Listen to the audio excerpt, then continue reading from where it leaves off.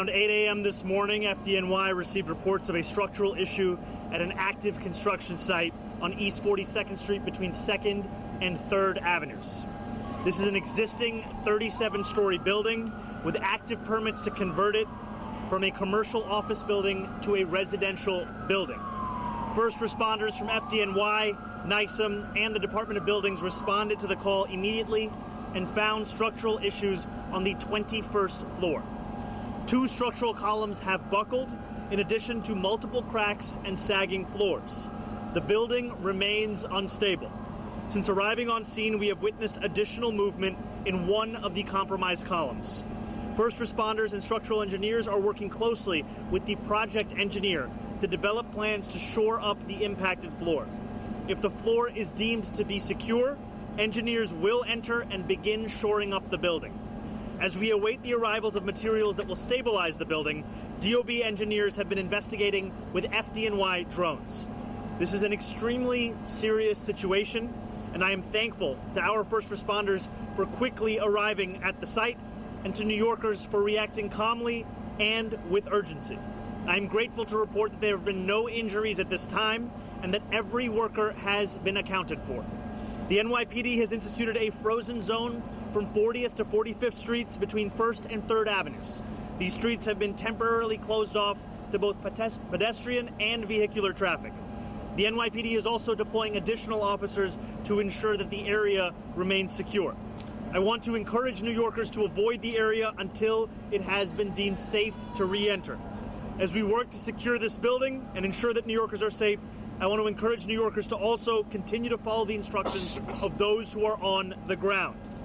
Now I want to thank the many government agencies who have worked closely with one another this morning to protect the people of the city. FDNY coordinated with NYSEM. NYPD officers are keeping traffic moving and helping to keep New Yorkers out of the frozen zones.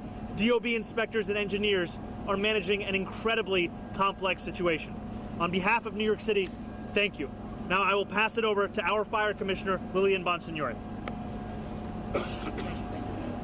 Thank you. Good afternoon. At 7:57 this morning, the FDNY received a 911 call for 235 East 42nd Street. The report was for bricks falling from the upper floors. Our units arrived very quickly and did an assessment. At this moment, we have 150 fire and EMS personnel on scene, over 50 units. Upon arrival, there was an assessment done and the building was determined to be unstable.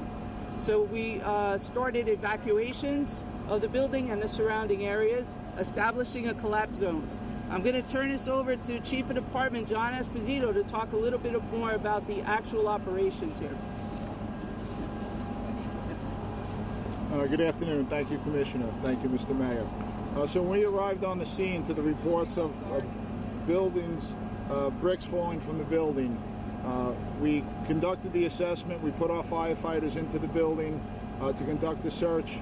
We were in touch with the construction crews. All workers were accounted for. There are no injuries. It's a very serious situation. The box beams, the steel beams, have started to bend and deflect from the weight. We evacuated the building and started evacuations of surrounding buildings, and the building has continued to move since we've been on the scene. We have a frozen zone and a collapse zone set up, and we are working with the buildings department and the building engineer to make sure that this is safe for our people and for all New Yorkers. I'm going to turn it over now to the Department of Buildings Commissioner. Hello, everyone. Much of the initial information, the setting, has been already shared by the mayor and my colleagues. We have seen both the buckling and floor conditions that are impaired on the 21st floor. We both have construction safety inspectors and construction safety engineers on site evaluating from the street and vantage points set up across the street and to the west, so we can monitor movement of the building and the floors to understand what's happening on a continuous basis. Once we can determine that it's safe to enter the building, we will then, in concert with the contractors, ownership, and with consultation with FDNY, be able to deploy a plan to shore up that floor and then continue to investigate further for any other weak points that needs further help and shoring. After that point, we will be able to investigate further if there's anything else that we need to do scoping out from that area. The work of FDNY, I want to thank OEM FDNY for the work they're doing to create the perimeter and the safety zone. We encourage everyone to please heed our ask not to come to the area. And right now, the safety of the public is our top priority. Once we have more, we'll make sure to share that information with the public. Okay, we have time for just a few questions, and please speak up. We're going to start with Andrew Sipp from NBC. Yes. Please speak up. Chief Esposito talked about seeing that the building has continued to move. Can you clarify for us, does that mean that those top floors remain at risk of actual collapse? What do you mean by at risk of seeing continue to move? And is it a risk of actually collapsing to the street? So we have specialized tools that we can watch the building from and see movement even in centimeters or fractions of an inch. And since we arrived on the scene and put that in place, we have seen continual movement. It does mean that it is not yet stable. It is still a very serious and dangerous situation. And just, Mayor, to follow up on that, having heard the assessment from the chief, what worries you most about this situation? I think this is a minute-by-minute assessment, and I'm thankful for the work of all of our city workers in doing exactly that from the morning through this moment and then through the rest of the day. And as you heard from our DOB commissioner, the number one focus here is the safety of New Yorkers. We're thankful that at this time there are no injuries, every worker is accounted for, and now we are continuing to assess. As soon as this building is stable, it then opens up the possibilities for us to shore up the building. But until that point, we are still having to measure that. I know our DOB commissioner wanted to add a few details. As an example of how information changes over time, the initial report that came in was about bricks falling off the building. When arriving, we did not see evidence of that, so we're not seeing things come off. The compromise point, as you mentioned, is something that we're monitoring and looking at. The chief, especially FDNY's drone unit, have been integral to watching and seeing how that movement happens. And so right now you have both DOB staff, you have the contractors with beams that are tracking that, and what we are focused on and what we feel like the next step is making sure we can get into that 21st floor to add additional emergency trusses to spread that load and be able to move on with the investigation. Thank you. We're going to go to Gloria Pasvito from CNN. Mayor and the commissioners, can you speak about the addition of floors as part of this project and whether that addition had anything to do with the buckling of the beams that was reported? And can we get some clarity on how many floors there actually are? Because I think there's some confusion because of that addition. So I will just add a few words before passing it over to my deputy mayor for housing to share on that.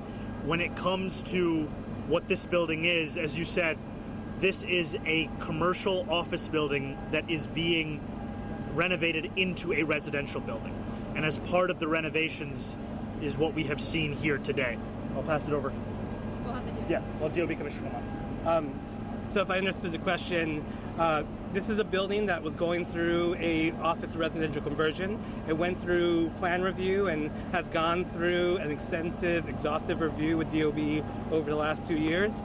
What is happening now is an investigation of what is the cause of why the undermining happened. And so once we have that information, we'll be able to share it. But as the mayor said, it's a conversion of an office building into a residential property. And with that comes certain code changes and structural requirements, all of which have gone through a plan review. And now we're examining what happened now, and we'll check it against the reviews, the plans were approved. Oh, sorry, that was the question. Yeah, many floors. So the existing, it's 37 floors with an addition of 11 floors above a 22-floor element. So 22 floors on one piece, 37 on the taller part of the building, and they were adding 11 floors above the 22 floors. And how many floors exist now? So right now there are 37 floors, and they have topped out on the extension as well. So the extension has been built out, and they have topped out on that part as well. All right, thank you. We're going to take two more. We're going to go to Aaron from from ABC News. Go ahead. Yes. It appears just by looking at it, the building is leaning. Is the building leaning, and is the concern an internal collapse or an external collapse on its strength? The concern is that since we have been on site in the early morning, we have seen continued shift of the structure, and I'm going to pass it over to our chief of department to add a little more detail to that. Thank you. The way this building is constructed, it's a steel frame building, so it would not be a total collapse. It would be more of a localized collapse, but that remains our concern, that it's moving. Forgive me for not digging in here, but does that crumble onto itself, or? Possibly. All right. Thank you, Aaron. Now, one more question. We're going to go to Jill from New York One. If you can speak up. Hi, Mayor. Thank you. Can you or some of the folks behind you tell us a little bit about how do you shore up this building right now? How do you get this in a condition that makes it safe, even for people to be on the street, let alone inside the buildings next door or the building at issue? So I'll first just start with the importance of safety at this time. We have evacuated not only the building, but also 7 buildings around it. I really do appreciate the way in which New Yorkers have responded to this situation. We've seen that they have followed the instructions that have been provided by first responders on the ground, and that has been immensely helpful to ensuring that those first responders can be focused on the work at hand.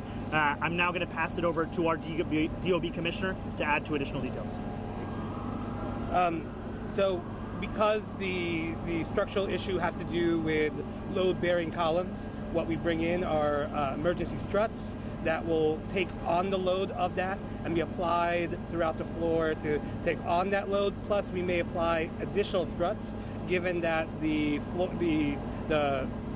could be weakening or cracks somewhere else. So it's really emergency beams, emergency columns that are brought in, and then they go and replace the load. Plus, we may add additional for extra security and safety. Thank you, Yes, as we discussed before, there is extensive work happening right now between the engineers, DOB staff, FDNY, to evaluate the situation on the level using the information that we're reading from the outside. Once we have a secure plan, we'll be able to bring the equipment that we have now on site after asking the contractor to bring that forward so that we're ready to go once we have a plan. Thank you, Commissioner. Okay, we have time for just one more. We're going to take just one last one, then we have to go. Go ahead. I thank you for joining this one because we're the people who've been evacuated. Yes. Can we talk about the timeline going forward? What message do you have for people who right now are out of their buildings, hotels, schools, office buildings? What message do you have for them? I know it's an unfolding situation, but can you give us some sense of when at least the buildings that are not the building in question can get back to some degree of normalcy? You know, I want to be honest with New Yorkers that this is a fast developing situation. We are taking it minute by minute, and I appreciate our city workers who have been on the forefront of that. Every few minutes, we are looking at a new assessment of the structure and of the possibilities and the options that we have in front of us.